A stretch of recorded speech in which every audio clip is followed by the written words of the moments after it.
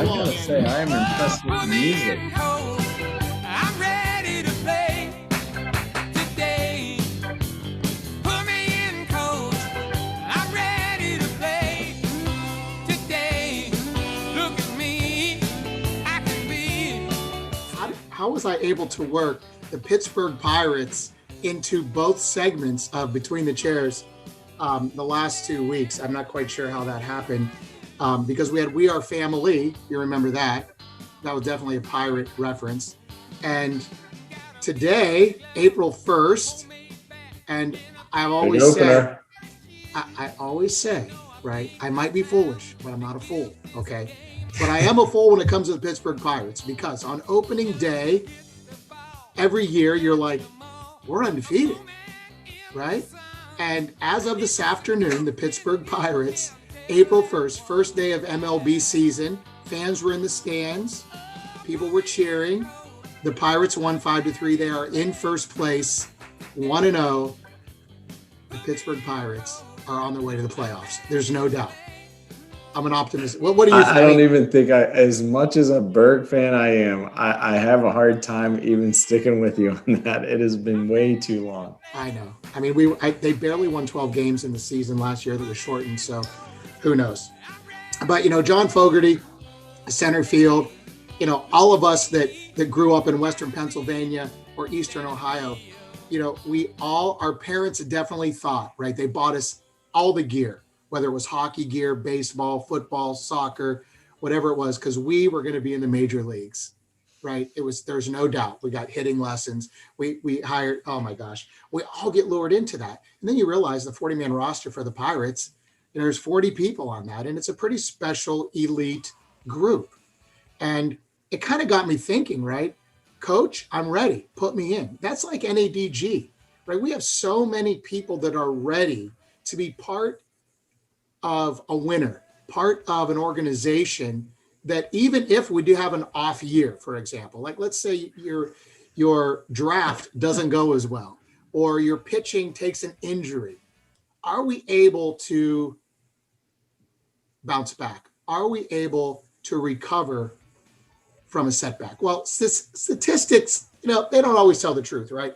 The Pirates today, matter of fact, I know there's a lot of baseball fans out there. They won 5-3. But the Cubs only had 2 hits.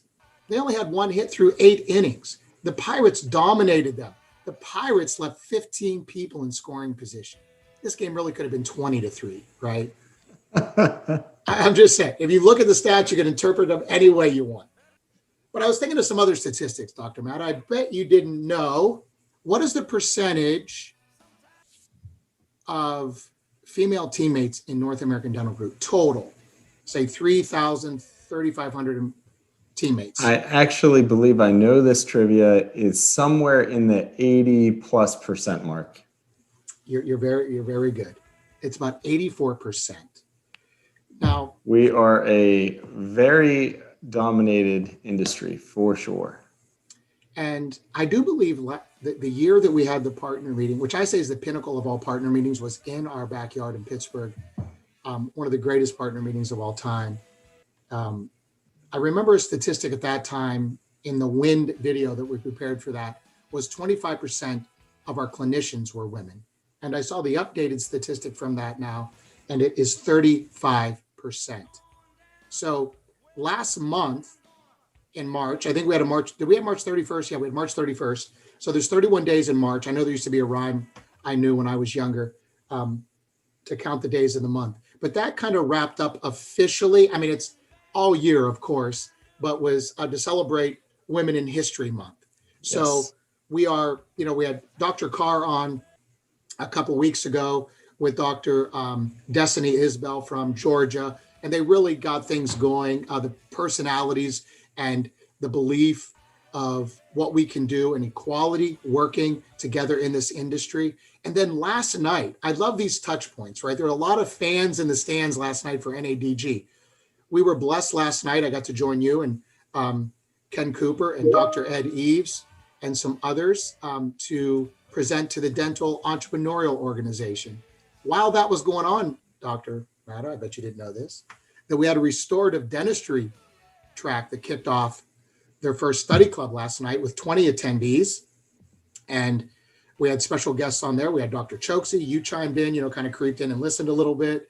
We had Dr. Sanders was on that last night, just kind of checking out what his doctors were going through. And then the highlight of the evening was the WIND celebration that was open to the whole outside organization. From what I understand, KJ told me 60,000 emails were sent out.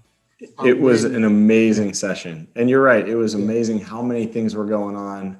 I had my laptop, I had my iPad, I had my iPhone. I had 3 different things happening all at the same time, following bits of each one. And they were all it was a proud night for NADG. I mean, there was the restorative pathway kickoff was really amazing.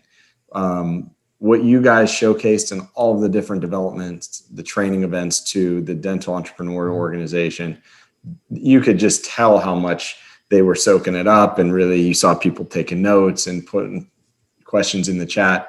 But by far the WIND event, with the, some of our women leaders was just, it was touching. It was inspiring. It was exciting. That definitely was the pinnacle of the evening last night. Well, in the theme of baseball, before we go to the bullpen, we have to bring in our starter, right? He's been in the minor leagues for a lot of years. He was down in, sweating it out in New Orleans. Then he was called up to the big leagues up in New York City. And what I understand, he's on the trade block and he might be heading back down into the Dallas area, to continue his baseball career down there. But our starter, he's going to start tonight off, see how many innings he can last. Thank you. It feels great to be out of the minor league. The majors. You've been called up. So go ahead and give us a quick start off here with our clinical updates. Awesome. Great. Thanks for putting me in, Coach. So good evening, everyone. Hopefully everyone is doing great and has been off to a great week so far. Just wanted to provide a standard safety update before we get into it. So we have 2 updates this week. The first is a reminder to keep safe. We are not out of the clear just yet. We have seen great progress with COVID vaccinations across the country.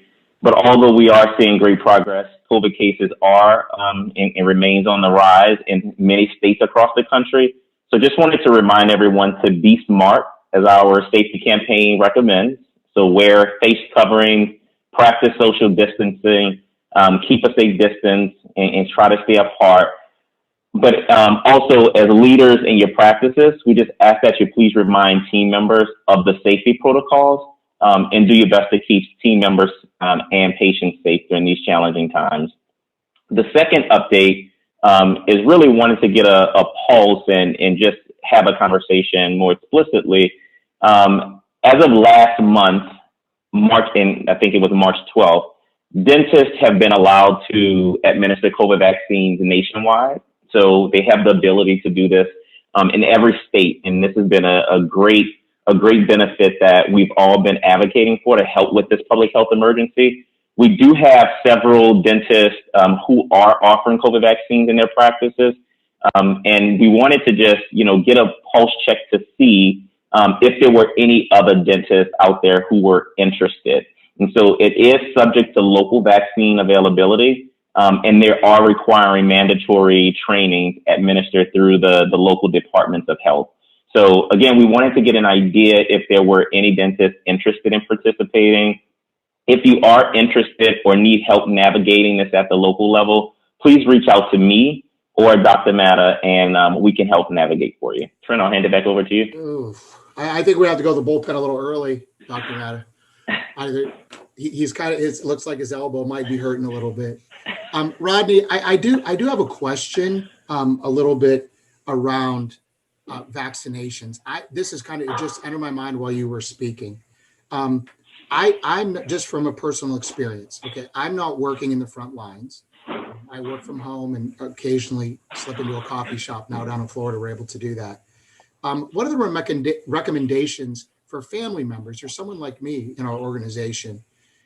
Now I am able to go get the vaccination. Are we throughout our company and extending that to the families that is something that is on our protocol list? Yeah, I would definitely recommend getting the vaccine once it becomes available in your local jurisdiction. And so anything we can do to help protect ourselves, our families from the virus, I think it's beneficial to keep our community safe. So, based on local availability and when people become eligible to receive the vaccine, definitely encourage, reaching out and paying attention to local guidance and getting access to the vaccine when it's available. So, to answer your question explicitly, would definitely encourage you to encourage your family members to take the vaccine once it becomes available to them. And the interesting thing is it seems like the availability is really moving along throughout rapidly. It's kind of one of those, it was 1A in most areas for a long time. In March, you started seeing 1A expand to under 65, under 50 in some states, under 40 in other states. And now I am seeing, and I can't speak to every state, but I am seeing a lot of states really go all the way to 16 and over for all individuals. Ohio, I believe, went to that level. PA put a plan week by week through April that will effectively be opening this up pretty broadly to all age groups above 16. I have not seen children on any of them yet, but again, I think that will be soon to come. Rodney, is that what you're seeing as well? Yes, exactly. Yeah, and to that point, I guess I'll add the one, just build on one mindset. And Trent, it's a great question that you asked. Do you think it's recommended? There is in our communications with Coliseum Dental Group, we have the opportunity to speak to our partners in Europe. And looking at Europe, there's a much different situation for different factors than here. In countries like Germany and countries like France, lockdowns are reenacted. United Kingdom has continued their lockdowns, and their case loads coming down. But we have been open and expanding and relaxing our restrictions pretty quickly and pretty broadly since we turned the corner on 2021. But with that, I think comes risk, and it really becomes a race to disseminate vaccinations versus a potential third or fourth wave, whichever one you want to call it right now. I'm cautiously optimistic that we're going to win the race by having more vaccines and hitting those herd immunity thresholds prior to the potential for a third wave. But I am concerned. I worry about the safety around spring breaks and the holidays and all of those things that are natural, right? We've been open so that your natural mindset becomes less attentive, probably a little bit less concerned, and our guard can easily come down. And so I do worry about, safety and health. And there's, for the first time in over a month, we're pretty much regularly as a USA, as a country, seeing over 40,000 cases a day. So I tried not to add anything, Rodney, but I guess I couldn't help myself. Trent brought it out. I worry about what I'm seeing. I'm optimistic that it doesn't get worse. I'm optimistic that we actually will win the race. But I think that the key is vaccinations. So should your family members, et cetera, get them if they can receive them? My personal opinion is yes. I would really encourage that. I really love the logo, and I wanted to kind of give a nice shot of it here. Francis Cletus, the greatest name in NABG history, I like to call him Mr. Cletus, is a brilliant designer and just a brilliant person. And he's really built a nice stable of branded logos for some of our. And before we do, Trent, we actually kick into the audience, so I obsess over the COVID map and the spread, and this is the entire United States. So it's a pretty aggregated data point, but you kind of see the different peaks. You can call this a year ago when it was spreading throughout New York, et cetera. And then our peak in the summer months, especially in areas like Florida, And then, of course, we all know, November and the holiday seasons was just a tremendous spike, and really fortunate to see it really start to come down. And we were much less than 40,000 cases a day happening, and it really, we were regularly below that. But as you can see, as you back up, you're starting to see that little bit of an uptick. So, it does give me some concern. I am not a pessimist by nature. I am certainly, I'm barely even a realist. I'm more of an insane optimist. But it does give me, a visual into something that you watch, and you hope that we're not into one of these peaks, certainly not into one of these. So just as a reminder, stay cautious, continue to consider vaccinations. If we can outrun the potential surge that's coming by having more and more individuals vaccinated, of course, that will go a long way. So right here in the last 5 days, we're pretty much over 40,000. This day here, just about 5 days ago, was well over 60,000 cases in a day, approaching 80 or so thousand. So, it's really showing signs of some spiking. Just pray and hope that we can avoid that here in the country, because I know other countries have re-implemented the lockdowns, et cetera. So let me see if I can show one other. Yeah, this, we kicked off with some, kind of statistics, and this is really some amazing data. Yeah, to be able to see it collectively. It's, and this is slow to come. This is the state of Pennsylvania. So obviously living here, I watch it. You can see that Pennsylvania is certainly starting to show a bit of an upward inflection. So we want to be careful. We want to be thoughtful, and we want to be advocates for safety, of course, being in healthcare. Yeah, this is coronavirus.jhu.edu/map. It's the Johns Hopkins University map. And they have COVID updates, and they've got critical trends. We used to show this a year ago when we started with these. They were the doctor update calls, just to keep our providers updated as to what's happening. Another neat thing that I like to show, and I'll just share this last image, is it shows what areas are trending. Red shows trending negatively, meaning, or I guess positive cases, higher positive cases occurring. Green means things are trending the better way, meaning less cases, and different shades of red shows the degrees. So Michigan, unfortunately, seems to be having a pretty strong inflection. New York, Pennsylvania, strong inflections. Florida, a little bit of starting to turn red.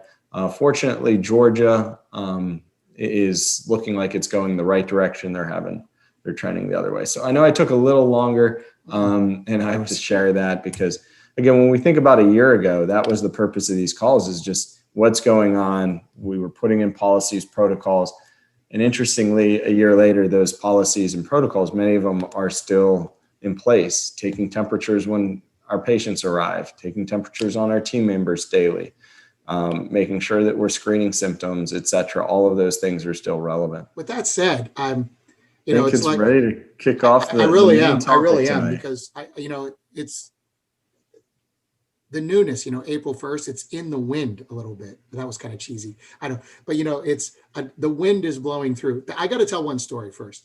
Where Youngstown, Ohio is. A lot of people I know. Our guest tonight, Dr. Anna Warnock, is from Steubenville, Ohio, so she definitely knows where Youngstown is. And Dr. Anna McGuire is going to join us from the Dayton, Ohio area. The OHs are flying around tonight. Dr. Marianne Hollis, which was on last night, from Illinois, is celebrating some holiday time with her family for the first time in over a year. And Dr. Carr, our amazing host last night, also had some family things she needed to attend this evening. But here in a second, we're going to have Dr. Warnock and Dr. McGuire on to kind of hit some of those highlights. But back in Youngstown, Ohio, I was, believe it or not, a radio DJ for Y103. I somehow believe it. I mean, it's the truth. I mean, Mr. Sports, Everybody was there. It was like my second night on the air. I'm scared to death, right? I'm the midnight shift. No one's listening except your family. But I remember it's very sentimental. The first song I ever played was the Steelers song they play in the fourth quarter. I'm not making that up. Okay. Renegade. Renegade. Yep. That was my first song. Then it kind of got sappy and I played, my family was listening, right? It's my first night on the air. So I played, I can't believe I'm telling this. I hope no one's listening. It was Wind Beneath My Wings by Bette Midler. I don't know if you know that song. I barely know it. It's on you- most cheesy movies that my wife watches. Yes, But I'm not going to play it tonight. That's how cheesy it is. But I played that, and I remember coming out of that song, and I said, I just want to dedicate that to my mother, because she believed in me, like wanting to be this, talk show guy, and here I am, still doing it, right? So it was just got me thinking about wind and the wind ideals and the support system that everyone has with a family and their moms and their sisters, etc. And I think it's a perfect segue into not the perfect, kind of a stretchy segue into the rest of the evening. So, there she is. All right. Good to see you, Dr. Anna and Dr. Anna. Can't miss us. Anna Squared. Anna squared. I love it. So congratulations. Grateful to have watched last night's, first Wind webinar. You guys had a great amount of energy along with Dr. Farrakar, Dr. Hollis. It was inspiring. I was proud to see what you guys spoke to and the vulnerability and the authentic reflections that you guys provided. It was amazing. So I'll start with the gratitude and maybe before anything, just let you guys introduce yourselves and then I'll jump back into some questions. So why don't we start with Dr. Warnock? So I'm Dr. Anna Warnock. I also go by Annie. So if we need to determine a differentiation between me and the one over, there, then that's what we can do.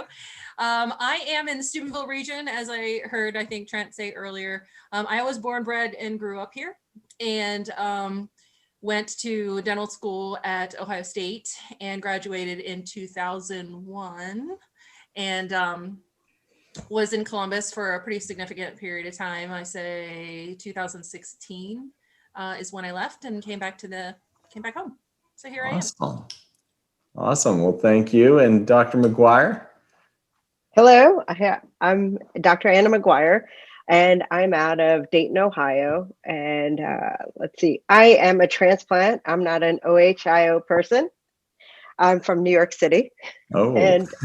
And I graduated from Tufts University in Boston in 1997, way back, so I'm the old person here. And I came out to Dayton, Ohio to do a dental residency program, a GPR. And then I went back to Boston to practice because, down the street from the Red Sox, even though I'm a Yankees fan, and decided to come back to Ohio. Actually, the residency program, they enticed me to come back, and the cost of living over Boston was so much better that it didn't take very much for me to pack up my things and move on back here.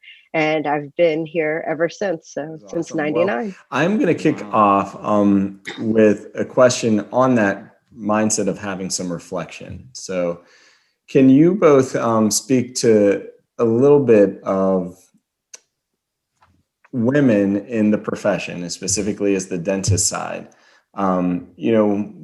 Have you felt, what would you say at those graduation dates? You guys are both young women and proud to have been in the industry at that time and then now. Can you talk a little bit as to your perspective? Do you find that anything is evolving? Is anything different today than it was reflecting back to graduation? First is that, so in 01, when I graduated, we had a really big, it was one of the first years that we had almost 50% of women graduating with my class. So that was pretty phenomenal, actually. I think, Dr. Anna too, and I discussed yesterday that, it's interesting to me that we don't really believe in barriers. When you said that yesterday, Anna, oh my gosh, I sat there and I was like, wait, I wanted to say that same thing because it genuinely it was a thing. I had never even considered it. It was never an issue. And I think that a lot of women that are in dentistry are of that same mindset. And I think that it is rapidly growing because, you know, the mindset is actually is growing to the point where it's like, there's no gender with this. And so I think that's amazing that that's the direction that this has been going in. I'm seeing so many women. I think, again, I don't see a box. So in my region, we have 50% of our practice is women dentists. So to me, there is no divide. We're all just dentists. There's no, That's awesome. okay, it's like 80% men. It's no. Yeah, and I completely agree that the trend, I think, has already passed that tipping point. But Dr. McGuire, what is your perspective to it? When I was in high school, I worked for a dentist, and her mother was a dentist, and her mother was a Holocaust survivor. So to me, I thought there's just lots of female dentists out there. They never made me feel like there was not many female dentists. And so I just strummed along to dental school and found 50% of my class were female dentists back in, that was 93, 94. Yeah, 93. And I got to residency. We had 8 residents and I was the only female. And I was like, what happened? And I kept on thinking, when I looked at the list of people in the residency program, I was hoping Hattie Soleil was going to be a girl. And all 7 of them ended up being like my brothers, but it was just so funny. And I often tell him, I go, God, I wished you were a girl, but I'm so happy you weren't. And that was like the beginning of my really like a slap in the face to, wow, there really isn't that many females. And then going out into private practice and going to the local dental society meetings and being one of a few women. And that was kind of shocking. And, you know, in the hospital, we have tons and tons of female physicians all over the hospital. No one thinks anything any wiser. But I can tell you that sometimes when at certain hospitals that I'm at, I am pretty much told that I'm a woman. You know, I never feel the difference. And, you know, it's always fun because then we have a little bit of a showdown, so to say. And I pretty much will push till we get our way. But I, at that one particular hospital, and this is what, 2021, and I'm still kind of put into the, you know, this is an old boy network, and, you know, we do it our way. Where are you coming from? And it's funny because it's one of the community hospitals, and then I go to the big Miami Valley Hospital where everyone's just, I'm just Dr. McGuire. It's, you know, whether it's with the anesthesia team, whether it's the CT surgery team, whether it's, I'm just normal. And it's like I went back 50 years when I'm at that hospital. And, and you know, and I'm trying to get them to 2021, whether they like it or not. But it's funny to have that feeling of, you know, and that mindset. And whenever I think that mindset's gone, that kind of grounds me into why we need a win for the younger generation. I think it's for the younger generation more than it's for myself. Like we're paving the way for the female doctors, for our staff even coming along behind us, because sometimes our staff, you know, when they realize their potential, they'll go back to school and then they'll decide they want to be a hygienist rather than an assistant. They want to go from an assistant to become a dentist and get their bachelor's degree. Yeah. You know, when they realize, hey, they look at you, like when we talked to it last night, where we're mentors, we didn't even know we were mentors. You know, I mean, I had an EFTA that worked for me for 16 years that said, when can I stop going to school? You're pushing me too hard. But you know, someone needs to push them to their potential and they don't realize it. And they're always put into that category. You're a girl, you don't need to do that. You're going to be a mom, you don't need to do that. You're going to do this, you're going to do, you know, they're putting us in boxes where, you know, boys aren't told that. It's interesting how there are still segments in our industry, in other industries, in healthcare, that we shouldn't even have to have that conversation, right? But we do. And while I'm proud of where things are moving, or excited to see where things are going, one of the intentions for the WIND and Women in Dentistry and our organization to take a more focused look at it. I remember sitting in our PDA advisory board committee meetings. And there was a few committees, and Dr. Tube said, you know, we're lacking a major voice in these sessions. And there was just a sincere imbalance of representation and women leaders inside of the industry. So as we're getting more providers, we wanted to make sure that we were putting an intentional focus on making sure there was a better balance of our women leaders. So maybe speak to that, if you guys don't mind for a second, is there's starting to be that shift. And I'm not sure, I was trying to look while we were speaking at the ADA statistics. There's going to be a point where the entire profession will be more females than there will be males. It's trending that direction. There are more nationally graduating females than males year over year.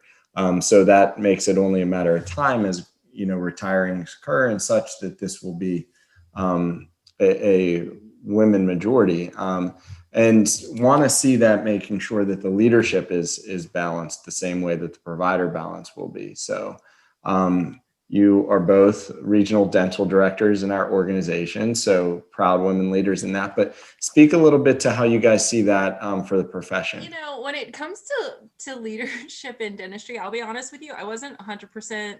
And Andrew, I think you know this about me, is that I wasn't really 100% trying to get into this role. So no, you didn't raise your hand. You may have been no, pushed. I wasn't like, pick me, pick me. It was more like, okay, I'm there. So I think when it comes to that level, I can't really speak to you know, organized dentistry and going and moving up in organized dentistry, anything from that perspective. I really can't, because I have always been, from my own perspective, like, and I made this statement the other day, I'm more grassroots with my leadership. I'm more from, you know, from making that interaction at the level that I am with my patients and with my team and with those people around me and within the community at a very low level.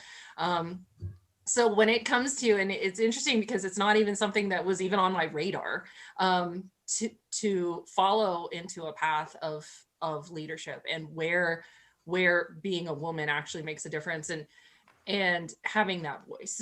So to me, I feel almost like in an infancy. You know, it's funny that you say you didn't expect to be in this role.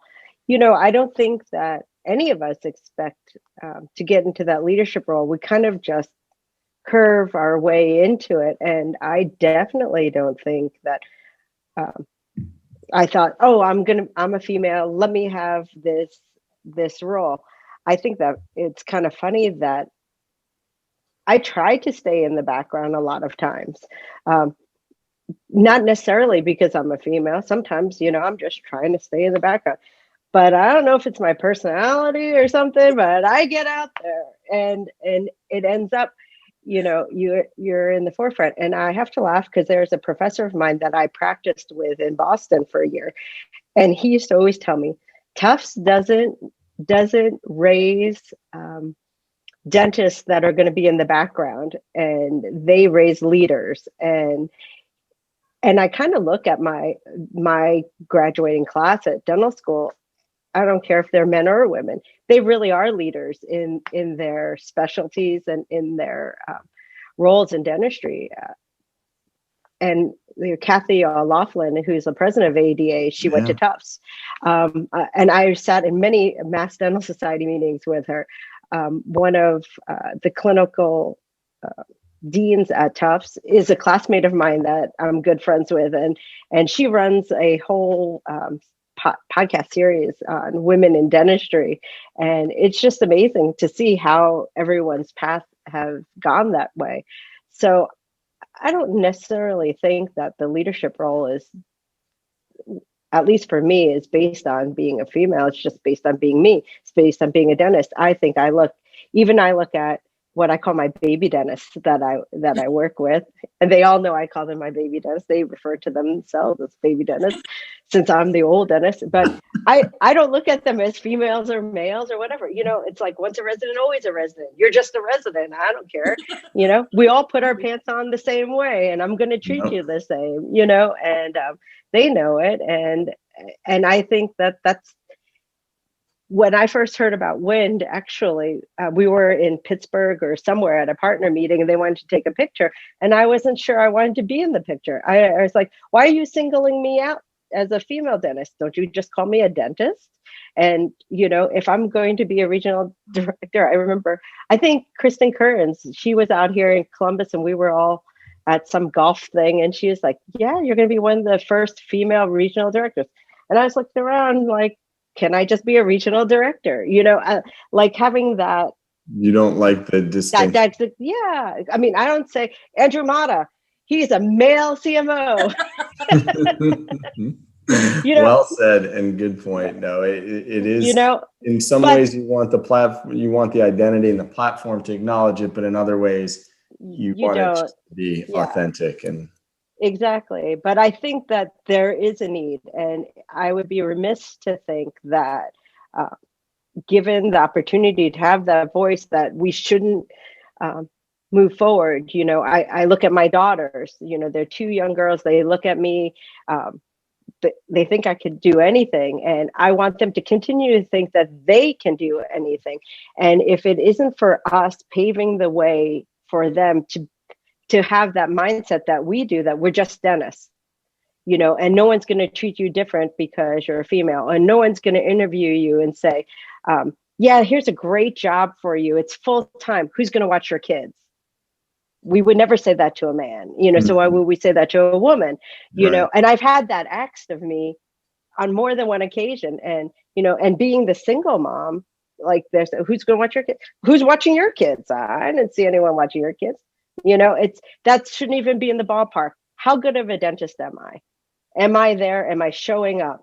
Is my patient taken care of to the best of our ability? And there's our standard of care here above par. Are we doing best in class all the time? That's where I want the future of dentistry. That's where it should be for all of us. It should be equal. I don't care of our race. I don't care of our sex, gender. I don't care if you want to be called they, he, it, whatever you want. It should just be void. And we were talking of that last night. And listening to both of your perspectives, and sitting where we are, I personally think it's helpful that it's at least addressed so that you can continue to make sure that the balance is going in the right direction, especially, I believe, in the leadership sense. But I do appreciate the more you highlight it for the sake of highlighting it, sometimes that might not be authentic. So you want to make sure we're staying sincere in that way. One of the coolest questions that I heard last night is, what advice would you give, to the baby dentist coming out of their school or their residency? So Anno, since you were reflecting on the baby dentist, what advice would you give? Not related necessarily to the women in dentistry side, but just general advice. Like, what would you guys say to them? Pretty much, one, you're never going to stop learning. So just like we have Trent and Ed Eves putting together our CEs, is take advantage of every opportunity. I mean, and don't let anyone box you in to think that you can't achieve whatever it is you want to achieve. And your goal today won't be your goal in 5 years, won't be your goal in 10 years. I mean, certainly you didn't think you'd be the CMO of this big organization 10 years ago, or when you started your out and you wanted to put your shingle up and be the dentist. But try every opportunity. If they want to go out and put a shingle up and start from scratch like I did, which was insane, knock yourself out. But definitely know that there's a whole organization of people, all dentists, that are willing to help everyone. I don't know of a dentist that really doesn't want to help another dentist out. Right. I mean, even if they're not part of the same DSO or organization or even in the same state, we all want everyone to be successful because ultimately we want their patients to have best in class service and to be healthy. And so as these young doctors come out, I didn't even know, what's a residency? What really is that going to entail? But I was applying. So it's like, go out, uncharted waters, knock yourself out, think you can conquer the world. Amazing conversations with my patients at the hospital, especially the CT patients. And, a lot of my CT patients are like end of life, they're in there, they're possibly having a TAVR, or they're going to have, a cabbage or what have you. Like tonight, I was talking for about 20, I was late coming home because I was talking to this gentleman because he's been married 64 years. He's separated from his wife. His wife has Alzheimer's. He wants to be at home with his wife. His wife is being cared for by someone else. He's in the hospital waiting to have all these, you listen to all these people and they're at the end, and you listen to all the things that they did in their life and their accomplishments. And oh my gosh, it's so amazing. But we're so amazing to be able to be a part of that and to take care of them at whatever stage in their life that we can. So it's dentistry so awesome. I mean, that we're a part of. Like last night I was doing frenectomies after our little wind program, and then I'm at the hospital with these new NICU babies doing frenectomies, and then I'm at end of life, so it's amazing. And if we can just enjoy this ride. The one thing that I didn't get to say yesterday that I really wish I had the opportunity was take care of your body and listen to it, because there are a lot of us that are broken, and it's because we are in these positions that they're not normal positions. Let's face it. They're not in normal positions throughout the day. I tell patients all the time, like, dentistry is a full contact sport. No questions asked. You're whether or not we try really hard to be as ergonomic as possible. And I have conversations. I see very difficult regularly to put me back into position from the work that we do, because our bodies, we have that tilt of our head regardless, and then on top of it you have like all this paraphernalia, and then you have more paraphernalia on top of that, and you have more paraphernalia on top of that, and you're like, at what point in time, and at 25 to 28, when you first come out of school, you don't know. Your body is amazing at 25 to 28 and you do it for like 3 years, and because I've got girls that work with me, they're in their 20s, and they're already starting to have that, that dropped shoulder or that neck pain. And that's right. So that would be the one thing that I would want to beat into someone's head, regardless of male, female, or whatnot. I'd be like, listen, take care of your body, do yoga. We really beat ourselves up, and we think that, that's just something that we have to live with or get used to. And we don't. It's a tough thing to do. And Dr. Ranga just posted in the chat, you need some me time every day, and that needs to balance you physically, mentally, spiritually, all of those things. And yeah, it's so real. Like the advice you guys both gave, what you guys both do, it's tough to have balance. It's tough to have balance. And on top of the other obligations that everybody has personally, the profession is a challenge. It's challenge day in and day out. So great advice from both you guys. And we could be here for hours for the compliments I would throw you individual, the two of you, as well as so many other women that are just admirable of what you guys do day in and day out. And just truth be told, it shouldn't be this way, but I think life for a man is just a little bit easier. So just really inspired by listening to you guys. The last question I would say, maybe more on a global perspective. The mission trip, I know, Anna, you were on. I think, Anna, you had talked about those. How do you view the women in dentistry more on a global perspective? Any difference from that perspective that you guys have had exposure to, or that you might want to share? I think that even globally, like going on all the mission trips I see, or we've had, quite a bit of international students come through. We've had quite a bit of female international. I think that I see a heavy amount of females coming through as international students, particularly from India. We get an enormous amount through the residency programs, through like right now, even at the Good Neighbor House, I have an assistant who is a dentist from India who's come through. And I think that it is changing, just as it is changing in America. I think that dentistry offers women an opportunity to have a great lifestyle for their family and adjust the hours. We used to say that about hygiene. Hygienists have great hours, great time. They can have the family, they can be working, but it's just the same for dentists. It's not, and I think that will change the numbers that you were talking to, Andrew, about how we're having a tipping scale of over 50% females. But at the same token, when we have that, we do have a number of our dentists that get to a point in their practice with their families after they've been practicing for a few years, after they bought that practice and what have you, that want to shift to a part-time schedule so that they don't miss those important years with their kids because it goes so fast.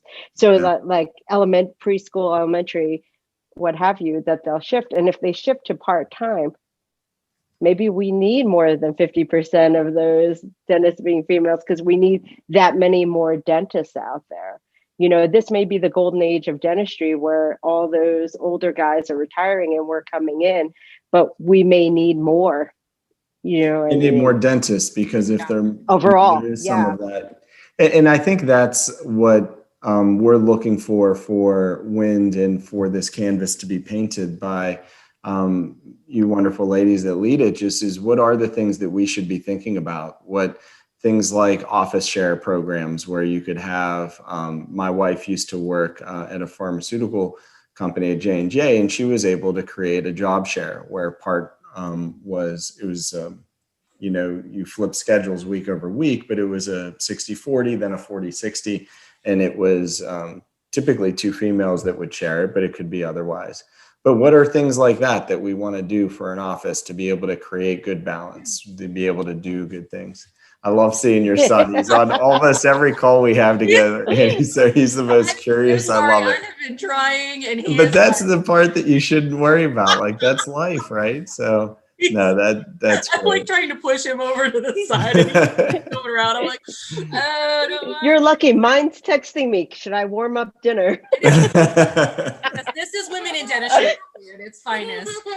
And there it is. Exactly. It's funny though, because the thing that I would say that we should probably be at least cognizant of or acknowledge is that women are doing more. We're doing more, but we also are being aware of the fact that it does take a little bit of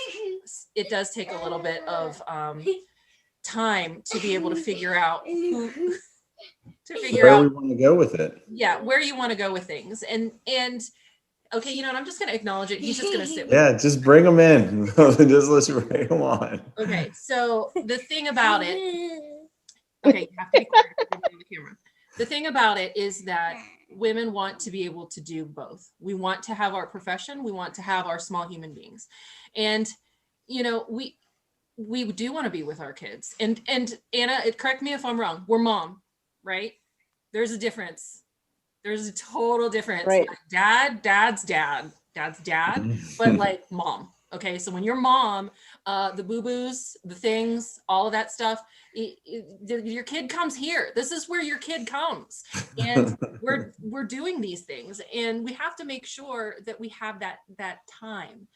And I think that that's going to be a trend that we are going to see in women as dentists, is that they're going to start drawing lines. They're going to be like, yeah, I want to do this, but I want to do this on my terms. And I spent all this money on this school, and I have done all of this. I have done all this hard work, and it is time. It is time for me to be able to take time off. It's time for me to be able to balance. And like the one person who said in the chat, like it's about balance. And men have that ability, I think, innately to be able to have more balance because there are a lot of women that are still in the more traditional roles or in more roles that are forgiving to time constraints.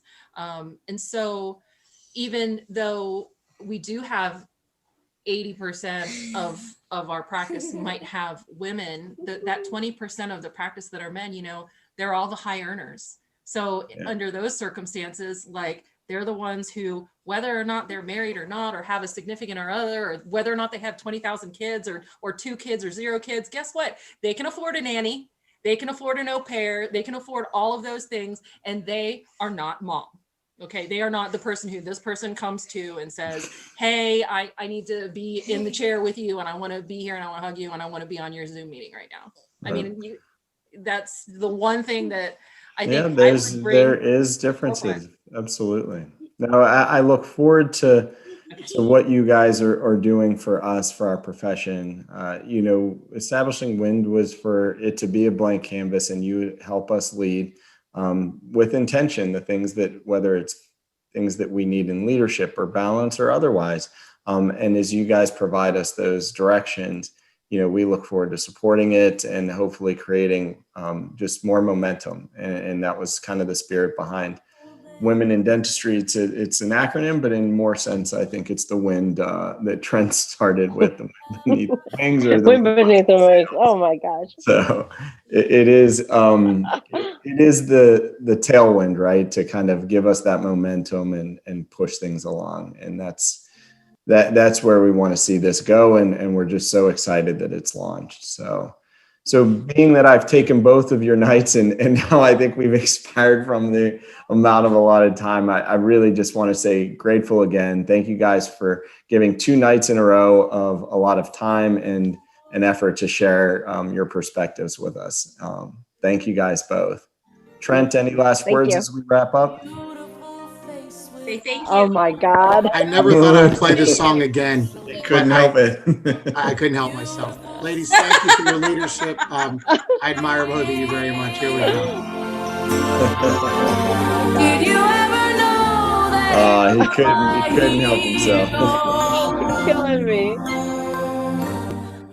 All right, that's enough. Thank you so much, ladies, for 2 nights in a row. Dr. Matta, as always, you're a true professional and a great leader. I look forward to next month where we get a little talk about, oral cancer and bring on some exciting guests for that. So thanks again, everyone. Great. Thanks. Thank you, Bye-bye. guys. Thanks, everybody. Have a We'll great see ya. night. Yep. Have a good night. You're done talking?